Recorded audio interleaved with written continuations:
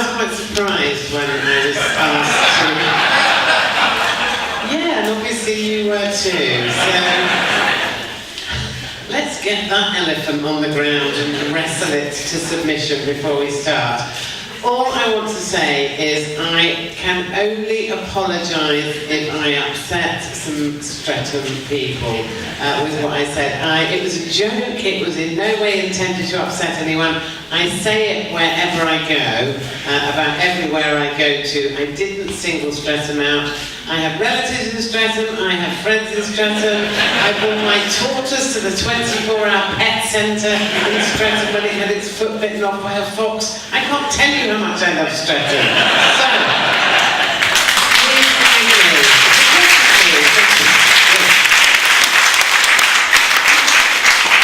And I've got no memory to speak of, and I noticed that the leader of the council, I'm sorry I forgot your name, I think you were referring to me. You were expecting me to be a cynic, weren't you? But I'm certainly not going to be, because I am delighted to be here at the end result of so much hard work. I am a huge supporter of libraries, reading in general, particularly in these straitened times when so many libraries are closing down. I think it's an absolute delight to be standing in a library as fantastic as this, which offers the sorts of things that it does to the people of Streatham.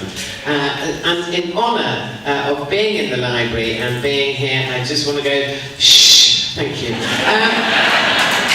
Now, I have been a book reader from a very early age. I would hate to see books disappear from our lives, even though I realise the electronic media is fast overtaking books. I, for one, I'm trying to cling on to books because I think they're very important indeed. And we've got lots of children here today, so children, please go out and get books. And stop watching the X Factor. Sorry, that's just a personal little thing of mine. I think is it Patrick? Sorry, Patrick? Yeah. You were talking about iconic moments in films, and I think there are a huge number of iconic moments in books that people read over the years and that just stay with you forever. For me, for example. Rather reluctantly, I have to say, when I first picked it up, I'd studied Far From the Madding Crowd for O-level in 1841.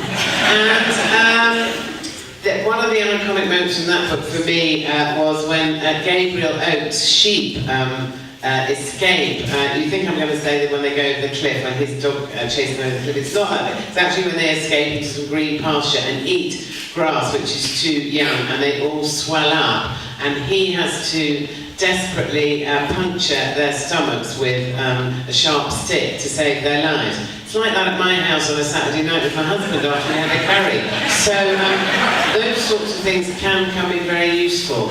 And I noticed recently as well, I'm sure a lot of you read Jane Austen when you were at school as well, and you will all know the words from Pride and Prejudice. It is a truth universally acknowledged that a single man in possession of a good fortune must be in want of a wife. Now, those words, for some reason, have stayed in my head for years, and I don't know if you noticed recently in the news that Kelly Clarkson, who's an American singer, was attempting to buy a very valuable ring belonging to Jane Austen, and we were trying to keep that ring in this country, as her legacy is very important to us, I think. In fact, it did stay in this country, and I think all we need to know about the contrast between literature in this country and over in America is that Jane Austen wrote those amazing words, and Kelly Clarkson wrote, "My life would suck without you." So, what more do we need to know about that? I do think it's important that libraries are keeping up with the times. As I said, the internet is so pervasive. That sounds as though I feel negative towards it. I don't.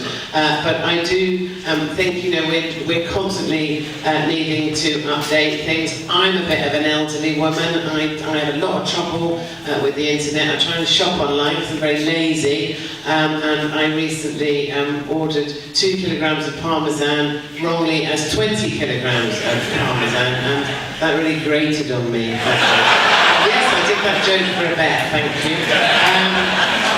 Jeremy Hardy, local celebrity and comedian from News Quiz, has pointed out to me that Malcolm X was assassinated whilst giving a speech. So if there is anyone in Streatham that resents my presence, have a pot now. It's going to be your only chance, if I'm honest.